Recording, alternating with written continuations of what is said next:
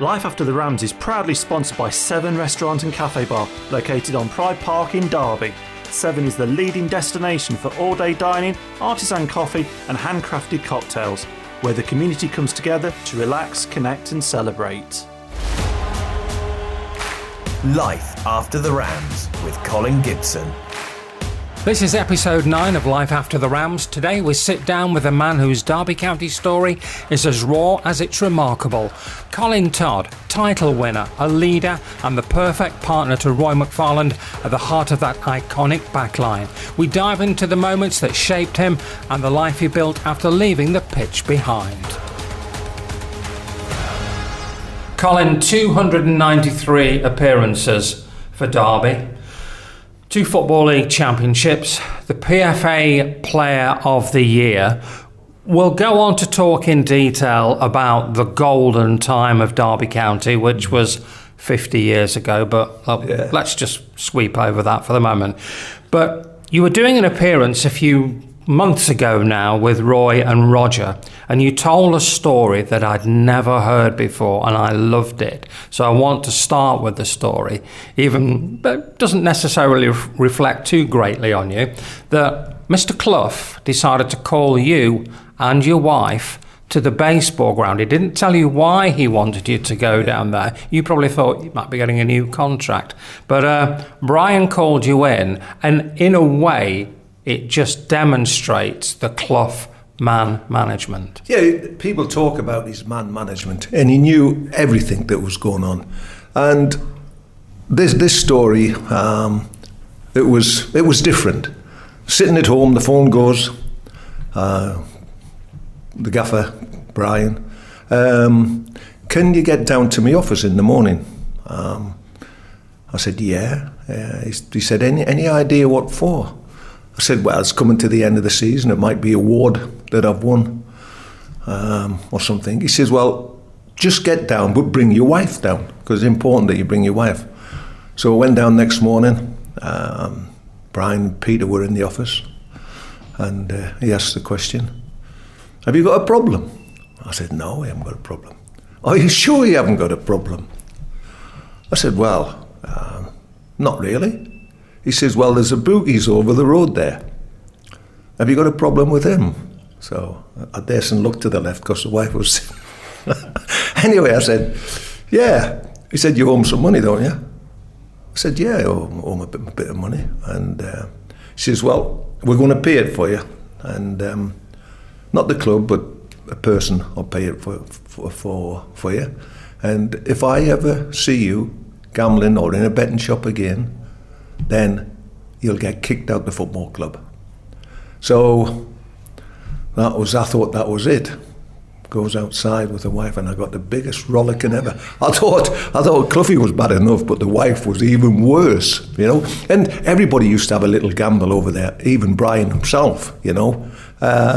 But how he found out things was unbelievable. He did, you know. He was always on the ball, you know. But that, to be fair, with the wife being there, it stopped us altogether. Because if she hadn't have been there, it would have meant nothing. So he knew exactly how to do, didn't he? Yeah, how to stop us, really, you know. But that was one of many stories, really, that happened, you know. I was always in trouble with him. My first meeting, well, it wasn't a meeting, but I signed for Sunderland. And my dad used to take us to Newcastle as a kid. But unfortunately, I lost my dad when he was 49 and I was 15.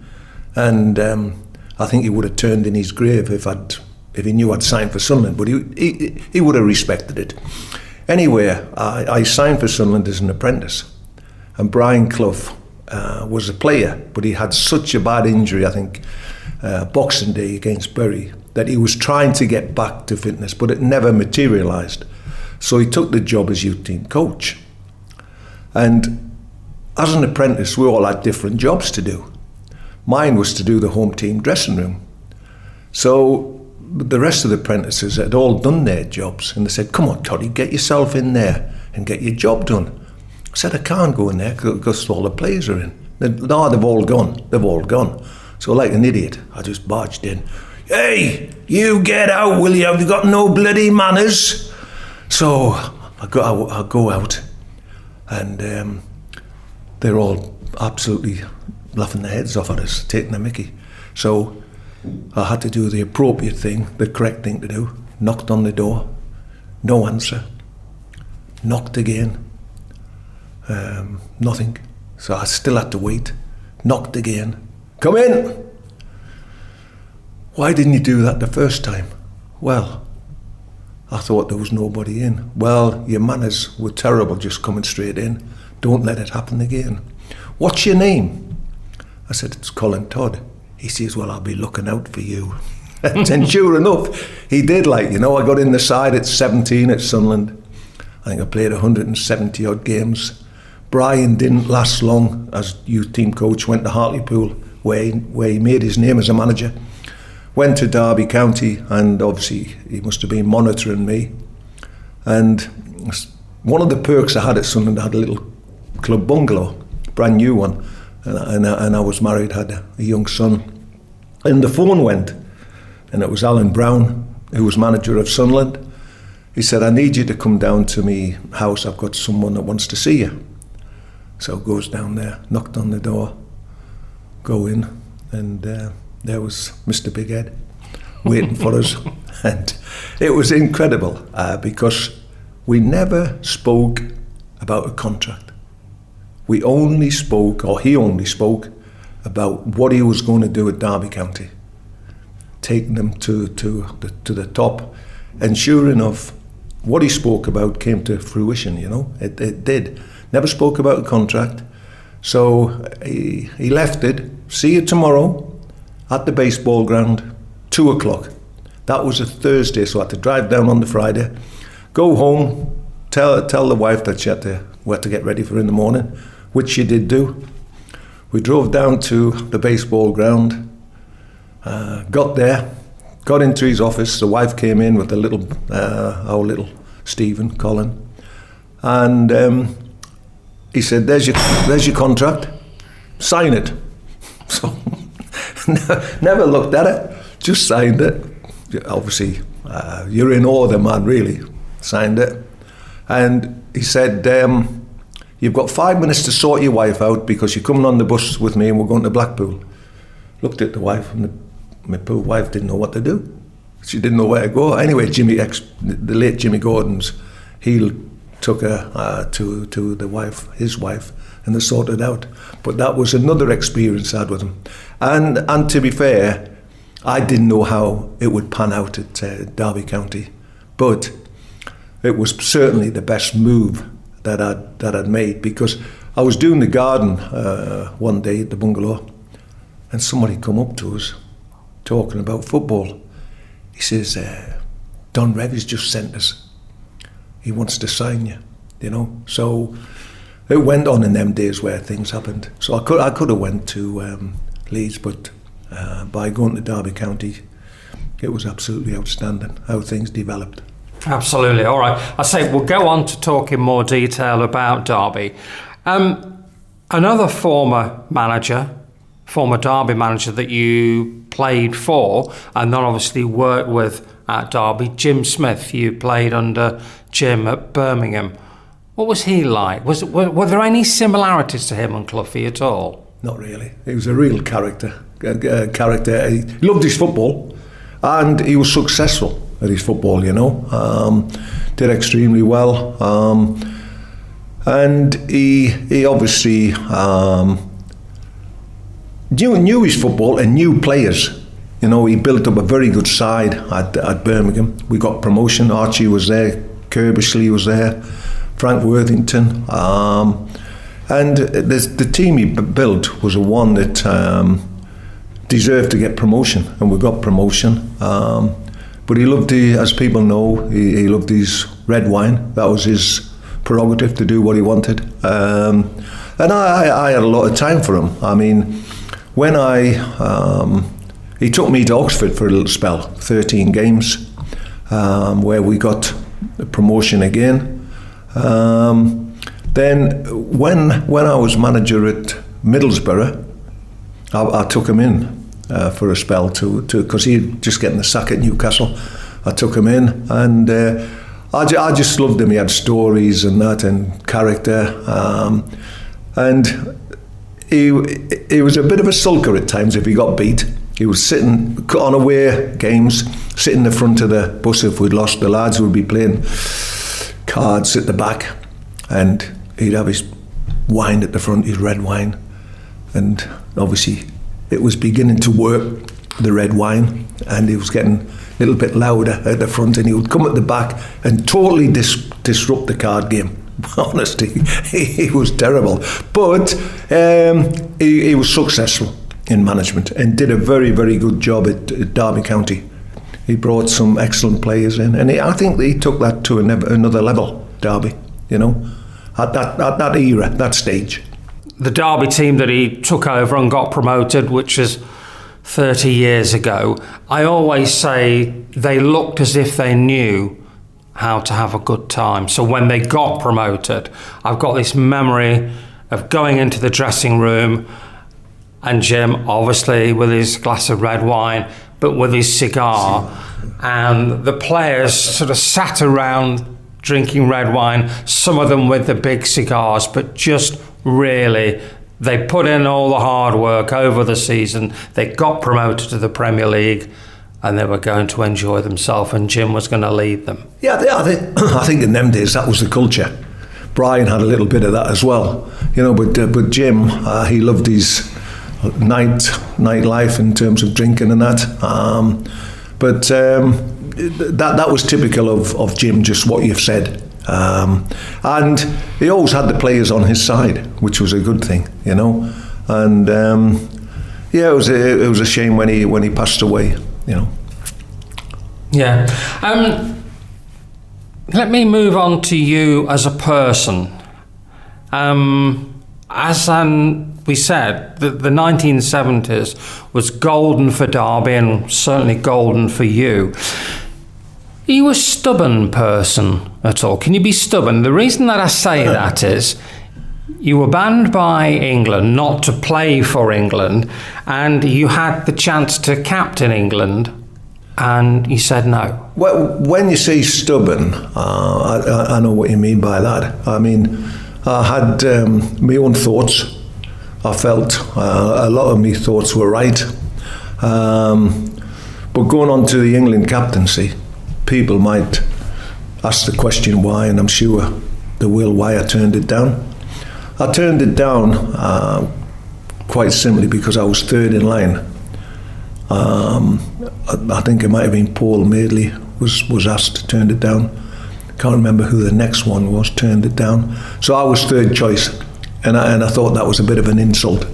So I turned it down, and I was stubborn there, and probably in hindsight it was the wrong decision, because instead of getting 27 caps, and Don Revie was manager at the time, who thought a hell of a lot of me, but if I took the captaincy, I would have had probably more than 27, you know. But stubborn, only because I felt I was right. Not all, I used to say, as a manager, I'm not always right, but I have the final say, you know. And where did I get the stubbornness from? It might have been from Cloughy, I don't know, you know. But you're right in that respect. I would speak my mind at times. Sometimes it got us into trouble. I'd been with the full England squad. We had a hectic season, and I just felt it wasn't right to go with the under-23s as it was then. So I spoke to Sir Alf, and I said, listen, Sir Alf, I need to miss the under-23s. He says, well, no, you've got to come. Anyway, unknown to me, I didn't know Alan Hudson was doing the same. Anyway, I wrote a letter, and unfortunately I got banned for the 2 years, which were rescinded after a year, I think. You know, so that cost us dearly for a spell.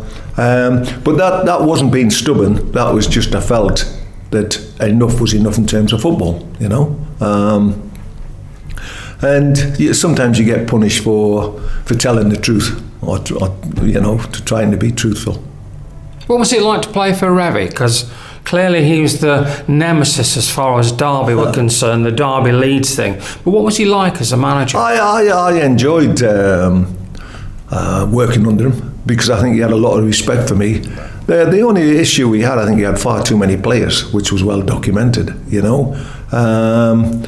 But he obviously knew his football because he had Leeds, who were an excellent outfit as well, and you know we had great battles with them, some wonderful battles, and Brian had a lot of battles with Don Revie as well. They didn't see eye to eye, you know.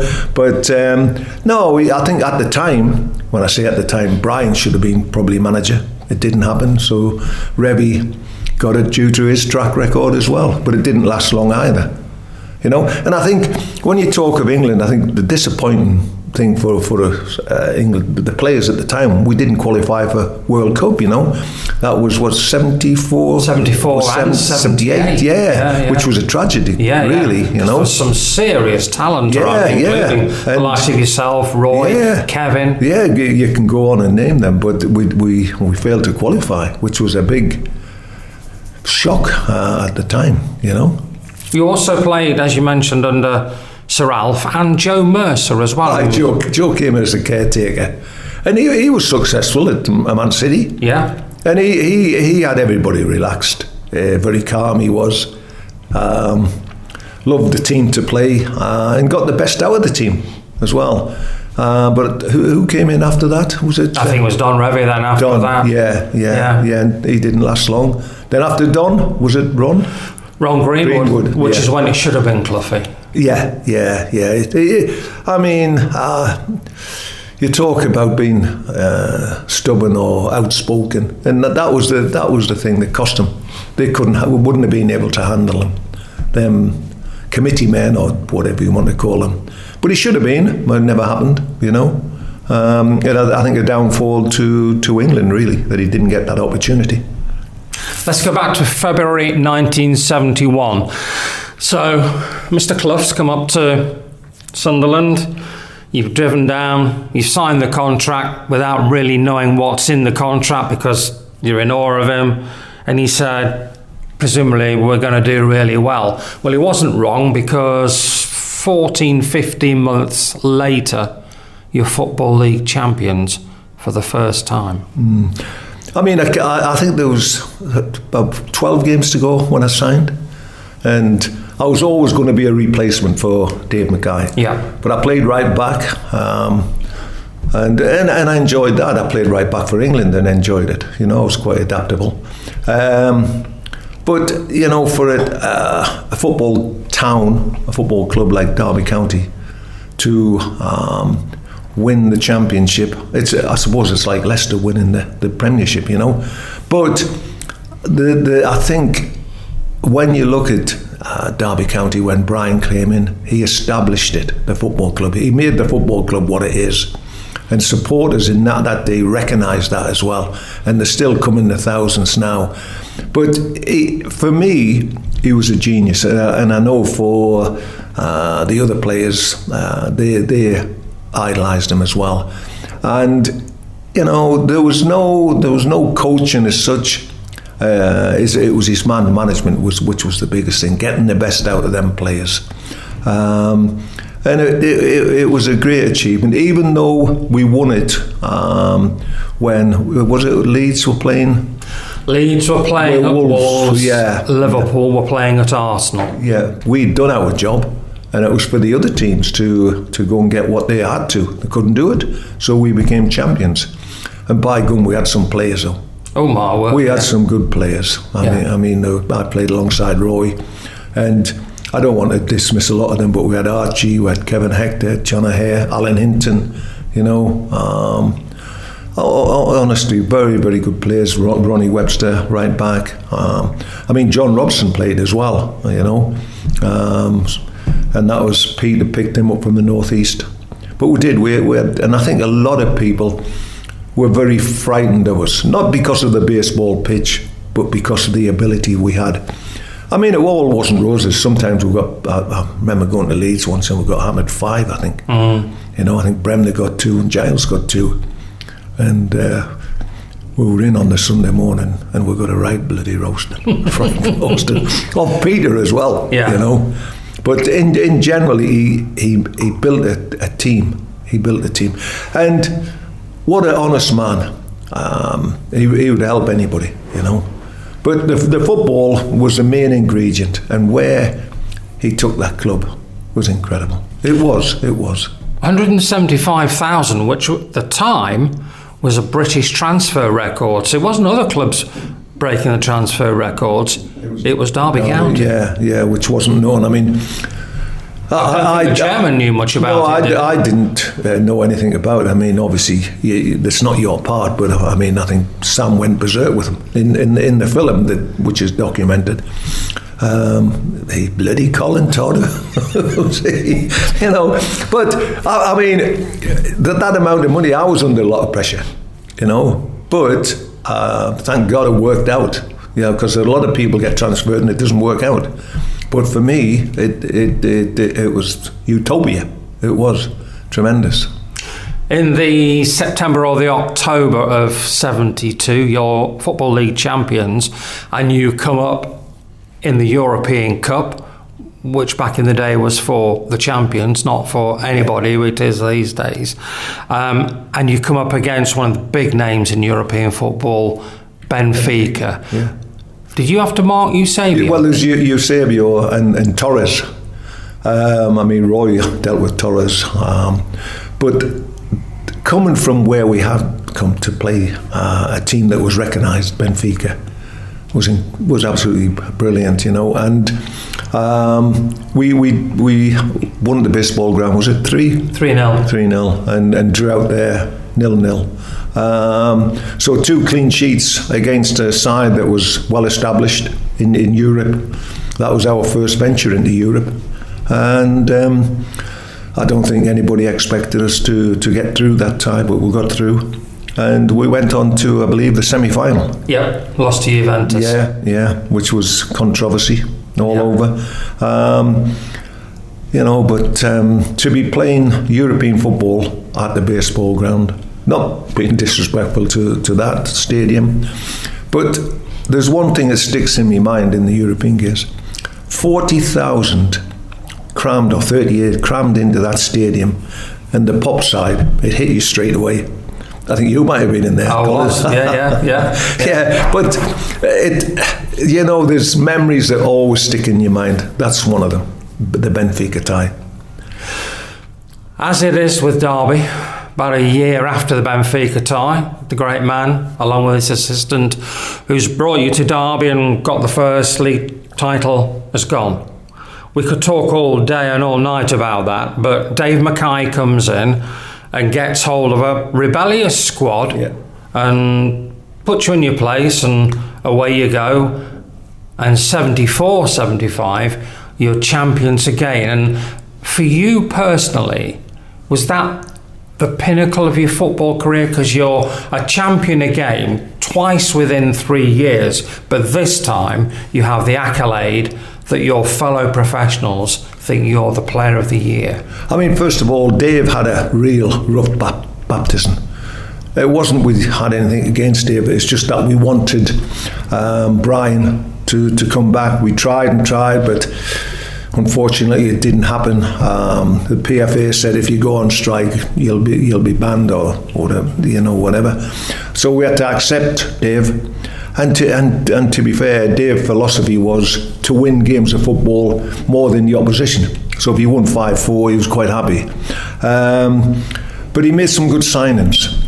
Charlie George, Bruce Rioch, Franny Lee, just to mention 2. Rod Thomas came in.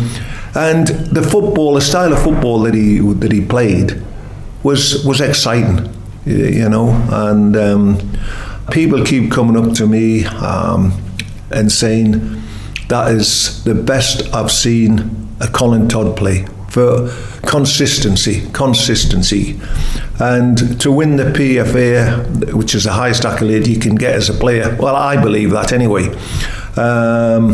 Was some achievement, you know, and not being big-headed or anything, nobody would achieve that again at Derby County. I don't think, but it was obviously my performances along with the team, because we had a good team, and we could snowball teams. Some excellent goals Bruce got, Charlie got, Franny Lee got, and a lot of penalties as well. But in contrast, it was probably a more attacking team than Brian's. I mean, Brian, without being negative, wanted to win games. Him and Peter loved clean sheets as well. But as I've already said, Dave, if you won 4-3, he was delighted. But he certainly won over and had an excellent team, And I think one of the games that will always stand in my memory was the Real Madrid game. I mean, an outfit like Real Madrid, who were world known, coming to the baseball 6 times winners of the European Cup at that time, and coming on the bus down Shaftesbury Crescent, they must have been wondering, where the hell are we going here? Can't be a football stadium here. Anyway, they'd get off the bus, go in the dressing room, and thought, what is this here? Then get onto the pitch. So it's going from coming down Shaftesbury, getting in the dressing room, no improvement, getting on the pitch, no improvement. And I think that in itself defeated them, mentally. They were destroyed. But for our supporters to have a team like Real Madrid coming to the baseball ground, it was incredible. And to win 4-1. And I can remember Dave saying in the team talk, well, for the away game, we only need to score an away goal and we'll go through. So we went 1-0 down, 2-0 down, 3-0 down, and Charlie pulled one out of the fire. What a goal it was. Yeah. And that was 3-1, that was us going through. And I think it was about 90 minutes when we conceded a penalty. And I think it was a little winger, Amancio, who was brought down. And they scored right on time, I think, to make it 4-1.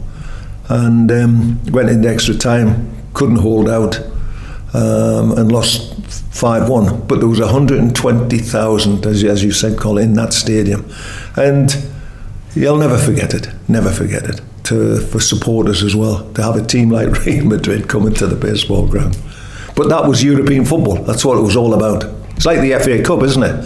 These minnows get drawn against the Man Uniteds, and it's glory for them. But I think if Brian had stayed, I think we could have achieved similar to what Nottingham Forest achieved. Derby fans that had the pleasure of seeing you play in the black and white have this vivid memory of Colin Todd, the ability to run backwards at speed. Was that just natural? Is it something you worked on? No, I think that's a natural ability that you have. I mean, it's like I was an art at reading the game, and nobody can coach that. But going backwards, I can remember that I was quick in that respect, quicker than probably some of the other players going forward. But in general, I had a talent in terms of being quick, reading the game, and the ability to be aggressive in the correct way, not deliberately fouling, and being able to pass the ball, and a lot of people, which is nice to hear when you walk and say, Colin, you give us some great memories. And it wasn't just the 1 year. I think I was here for 8 years. The first 6 years were, well, the first 2, 3, 4 years was outstanding. And it sometimes you get a little bit stale, managers come in and things happen. But in terms of what you've said, going backwards, I couldn't beat Malcolm McDonald going backwards, but I could turn and beat him. All things do come to an end. So you mentioned the word stale. Was that you were getting stale, you just thought it's time for a change, or the club's changing and it's time to move away from here? I think there was a lack of motivation in terms of from the manager, which was Tom Doherty. I think he wanted to change the whole club round to get the experienced players out, and I think he did that. And it was time to move on, which was disappointing after serving the club so well. But these things happen, and you have to move on. Went to Everton, which was a lovely club, but only had the year and a bit there Well thought of by supporters there as well. And that's when I moved from Everton to Birmingham under Jim, you know. But I can look back at my times at the baseball ground, and all the games were played there with tremendous pride, you know. Double acts, O'Hare and Hector, and at the back, McFarland and Todd. How did that work as a partnership? Well, Roy would say that he won the headers and I did all the sweeping up. And he tells the story that I said to him, "Hey, Roy, let some of the headers go, please, so I can have a bit of work to do." But we had a combination that we worked with each other. You know, it wasn't always Roy attacking the ball, even though I wasn't tall. Timing was important, and I could win me headers. But we could both play. We could both play on the deck. You know, I played with some good centre halves, Dave Watson, and the one I had at Sunderland was Charlie Hurley, who was an outstanding centre half, a footballer, and I was brought up playing alongside playing centre halves, and Roy was one of them. I mean, he was a great competitor, a good footballer, nastiness in him as well, which you need, and the partnership. Should have been longer, but he had a Achilles injury, which that was at Wembley. He got 28 caps, I got 27. I don't know how he got one more than me, but he made it. But the partnership was tremendous, and we should have had more caps together. It didn't materialise. But you know, when we talk about players, the winners, and they have some nastiness about them as well. And that's what Brian wanted as well. He didn't want us just to play football. He wanted us to have aggression in us, and we did do, you know. But no, playing alongside Roy was a treat. It was a treat. Another thing that you both have in common is that eventually you go on to manage Derby. Roy took Derby to the playoff final in '94, lost to Leicester, and effectively that sort of spelt the end of his time in charge. You had a relatively short time in charge as manager at a difficult time for the club. When you've had the playing career with Derby and had all those accolades, and then come into Derby and the time in charge as managing is short, does it leave a bitter taste? Does it change your view as you look back at the club?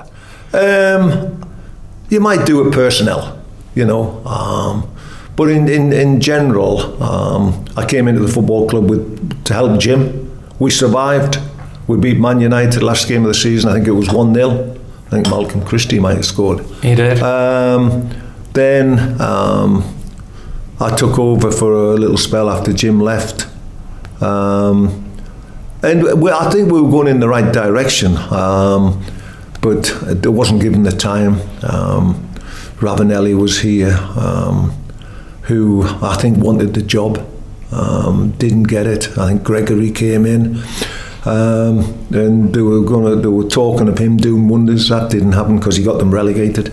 But no, my time here was the 3 months. I wasn't bitter. I wasn't bitter because it happens in football. I mean, my management. I went to Middlesbrough with Bruce. We did extremely well there.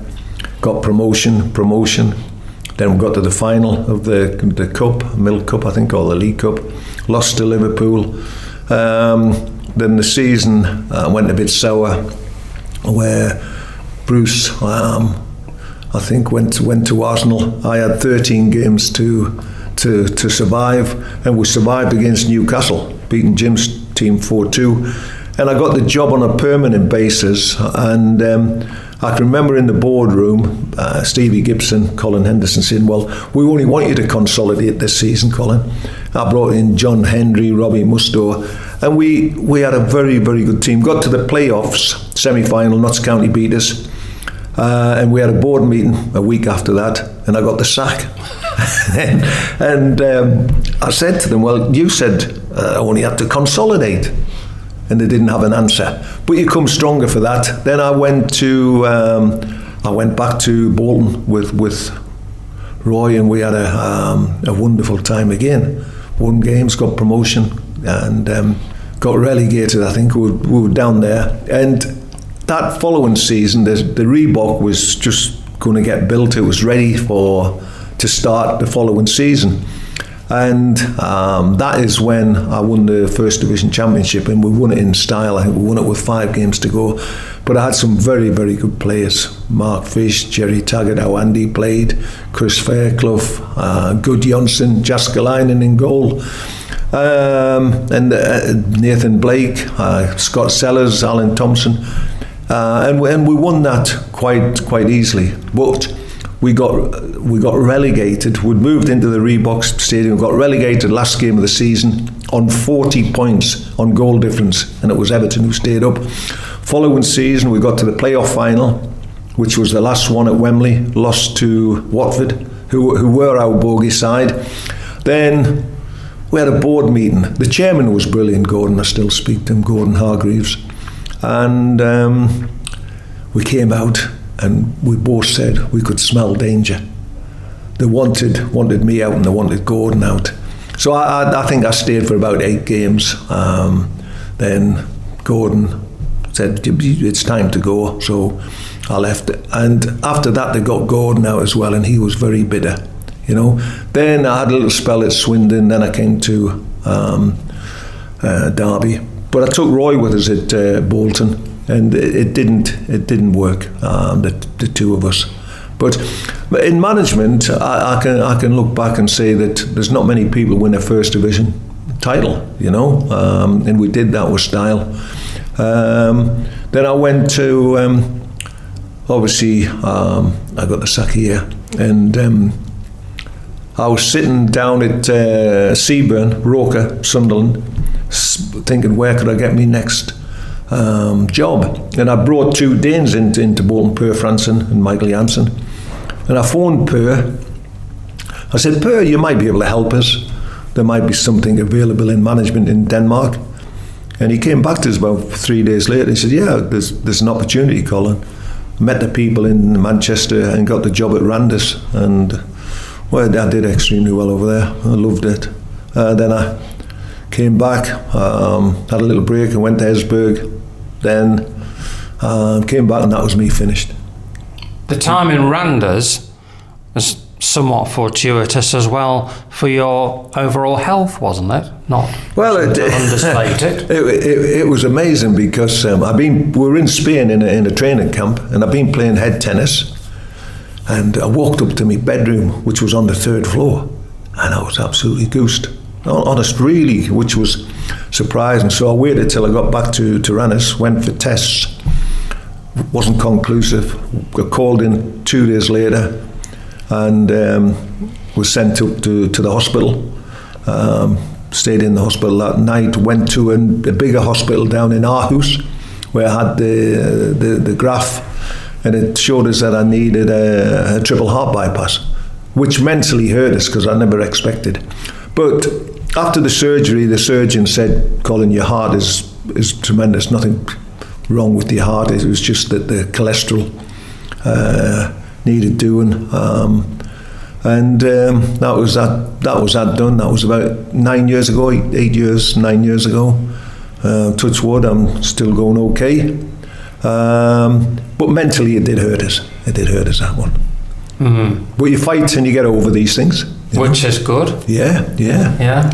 Hip replacement just recently? Well, I had two complete knee replacements about 16 years ago. Is this all as a result of having played professional football? Yeah.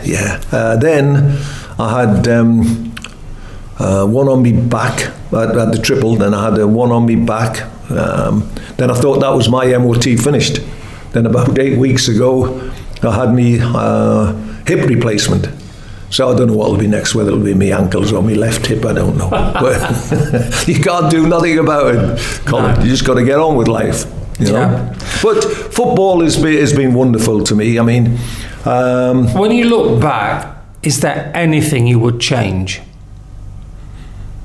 I mean, there's always disappointment. And as a kid, the biggest disappointment for me is that my dad never got to see me play football, in a red and white shirt or whatever, because he loved his football. So that was one of the biggest disappointments. But in terms of changing anything, I mean, the manner in how we were brought up to play football was totally, I believe, different today. I mean, facilities we had or we didn't have when we were playing weren't great, but it didn't stop us playing. And I think that is one of the things that I would look back and say, how would we have been if we'd had better facilities? I mean, you can't change your ability, but facilities would have been, if they had been greater, I think it would have helped us, It was remarkable that you could play the style of football and the class of football that you did on that, I'm going to use the word pitch, at the baseball ground, because it was awful. But Archie used to glide across it. Kevin did. I think we all did. Yeah. But no, I think football hasn't changed. It's 11v11, the ball's round. The facilities have improved, unbelievable. I mean, you go to training grounds now and you can't get in. The security's that tight, I mean, we used to have the supporters watching us, but when I say we never played from the back, I mean, teams now seem to copy each other. Everybody plays from the back, whether it's right or wrong, but there's times when you have to drop balls into front men. And I mean, I know what Cloughy would say. Get the ball up to the strikers with quality. I mean, I can remember playing one bad ball up to striker, and he said to me, "Hey, Toddy, I'm going to put you up front and see how you can deal with them balls."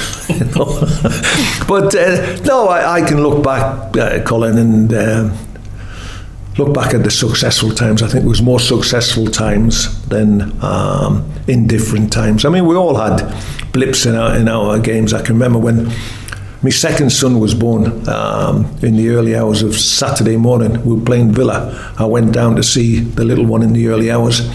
Came back, played at the baseball ground, I think 2 back passes against Villa, and it was 2-2, But these things happen, and, there wasn't many mistakes I made. But I think for me to come to Derby County and produce what I have done and be part of it is something that I'll never forget. And I've got to applaud supporters, absolutely brilliant,